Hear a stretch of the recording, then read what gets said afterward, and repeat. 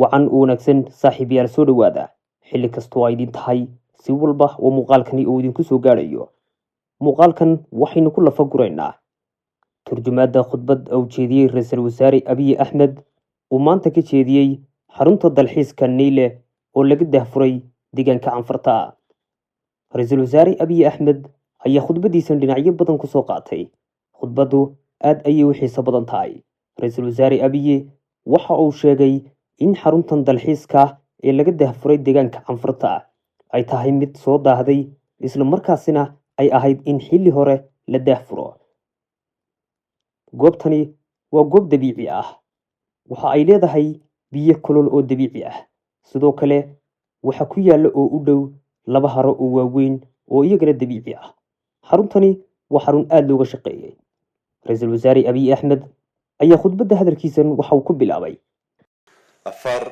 በታሪክ በተፈጥሮ በእጅጉ የታደለ ክልል ነው።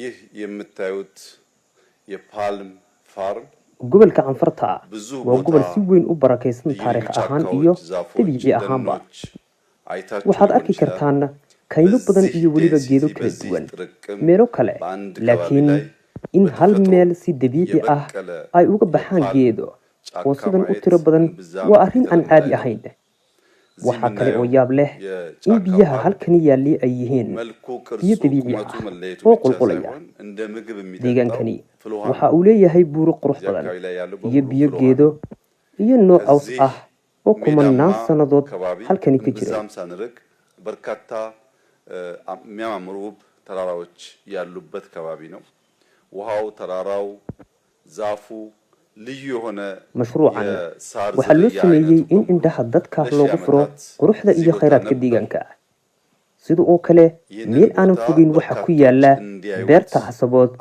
beerta awaash waxaana aaminsanahay in meel 2 saacadood u jirta magaalada caasimadda ah ee Addis Ababa laga heli karo 2 safari parki oo waaweyn taasi oo aad u yar meelaha kale in laga helo dhibaatadii ugu weyneyd waxa ay ahayd kaabayaasha gaar ahaan wadooyinka laakiin hadda wadooyinka la dhisayo waxa ay sahli doonaan in qofka ka yimaado magaalada Addis Ababa uu 2 saacadood gudahood ku yimaado halkani ትላልቅ ፓርክ ሳፋሪ ሊደረግበት የሚችል ከባቢ ብዙ ያለ አይመስለኝም ትልቁ ችግር የነበረው መጥቶ ሲሰራ ይቀንሳል marka garoonka cusub ee Bishoftu la dhameeyo safarku xitaa uu fududaan doono haddii aan dhisno meelaha nasashada iyo hoyga dadku ay imaanayaan way joogayaan mana noqon doonto booqasho hal maalin ah oo keliya tani waa abaalkii ugu horreeyey ee horumarka deegaanka canfarta haddii aad sii socoto waxa aad arkaysaa afteera danaaqil meelo kale oo qurux iyo welibana khayraad leh oo aan dunidaba meel kale laga helin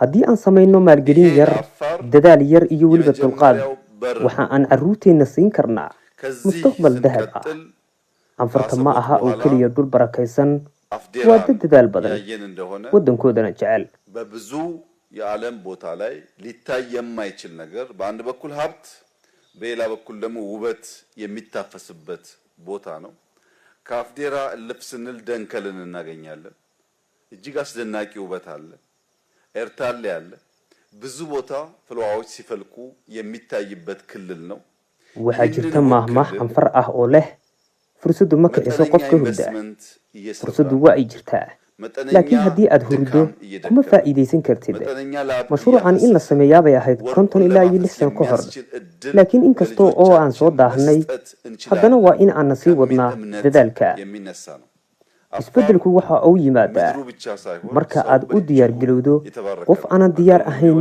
horumar xitaa haddii uu arko fursad ma arkayo qiimaheeda roobka sanadkan waa fursad weyn laakiin faa'iidada roobku waxa ay ku xidhan tahay qofka diyaarsan qofka wax beeray uu goosanaya qofka aanan diyaarsanayn roobku wuu dhaafayaa dhibaatada bariga dhexe waxa ay saamaysay shidaalka iyo weliba bacriminta tani waxa ay khatar ku tahay cuntada adduunka laakiin haddii si fiican aan uga faa'iidaysano roobkan waxaan soo saari karnaa malaayiin tan oo dalag ah. dhibaatada kale waa fikir xun. hal qof oo fikir xun leh waxa uu dhaawici karaa koox dhan sida tufaax qurmay oo sanduuq dhan dhaawaca. fikir xumadu waxa ay dib u dhigtaa horumarka, waxayna dhaawacdaa jiilka, waxay hoos u dhigtaa wax soo saarka. አልቀሰቀሳቸውም ብላተዎች እንጂ ይህ ጉዳይ መሰራት የነበረበት የዛሬ 50 60 ዓመት ነበር። አሁን ስለዘገየን አንቆጭም። horumarku ma yimaado adiga oo dhibaato ka hadlaya, waxa uu yimaadaa adiga oo gudbaya oo shaqaynaya. አፋር ገና እንዳልተነካ 2 sannadood ka hor halkani waddo maysan jirin. deegaanku waxa uu ahaa mid adag oo kulul, laakiin maanta waa meel qurux badan oo la yaab leh. taasi waxa ay ku timid dadaal joogto ah. mashruucan waa sida beer cusub. waxaa jira abuur wanaagsan, waxaa jira haramo, caws xun. haddii aanan ilaalinin haramadu waa ay badnaan doonaan. haddii aan si fiican u daryeelno abuurku waxa uu dhalin doonaa midho aad u badan. waxa aan u baahannahay in aan sii wadno shaqada, inaan ilaalino horumarka, in aan ciribtirno waxyaabaha xun. waxa aan ugu baaqayaa dhammaanba Itoobiyaanka ውብ ስጦታ ቢኖረንም ያን ወደ ሀብት ለመቀየር የሚተጋ ይሆን። ይህ ማለት አሁን እንደምታዩት የዘንድሮ በልግ አስደማሚ ዝናብ እየዘነበ ነው። አርሶ አደሮች inaad timaadaan, in aad aragtaan dalkiina, in aad ka faa'iidaysataan quruxdiisa, in aad horumarisaan, gaar ahaan aqoon-yahanada. halkan waxa aanan laga yaabaa in ay jiraan khayraadyo qarsoon oo u baahan cilmi baadhis. ugu dambayn, anfartu waa barako Itoobiya, waa ilaaliye, waa tiir muhiim ah. waxaad qabateen wax badan, annagana waa in aan idin mahad celinaa. waxa hadhayna si wada jir ah ayaan u dhammaystiri doonaa. mahadsanidin. aad iyo aad ayaad mahadsantihiin saaxiibayaal. haddii aad halkan nala soo gaadheen, saddexmiid khadka ayaan ahay. fadlan ii sheergaray oo la wadaag saaxiibadaada.